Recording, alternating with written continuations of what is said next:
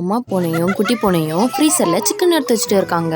அம்மா பூனை ஃபோன் பேசிக்கிட்டே ஃப்ரீசரில் குட்டி பூனையை வச்சு க்ளோஸ் பண்ணிட்டாங்க. குட்டி பூனை கத்துறதுக்கு கேட்காமலே அவங்க மண் ஃபோன் பேசிட்டு போயிட்டாங்க. குட்டி பூனை பாவம் அழுதுகிட்டே இருக்கு. சிக்கனில் ஏறியாச்சும் வெளில வந்துடலான்னு பார்க்குது, ஆனால் வர முடியல. ஆனால் அவங்க அம்மா பூனை கேஷுவலாக ஃபோன் பேசிக்கிட்டே போயிட்டு சிக்கனை கட் பண்ணிட்டு இருக்கு.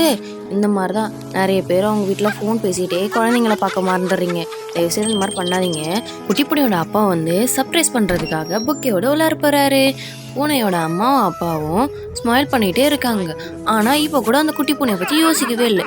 எல்லாரும் 2 பேரும் நல்லா சாப்பிடும்போது அப்போ தான் குட்டி பூனையை பற்றி யோசிச்சாங்க. இந்த கார்பெட் கடியில் கிடக்குறானான்னு பார்த்தா இல்லை. அப்புறம் அவங்க அப்பா போலீஸ்க்கு கால் பண்ணிட்டாரு. அவங்க அம்மா இப்போ தான் உட்காந்து அழுகுறாங்க.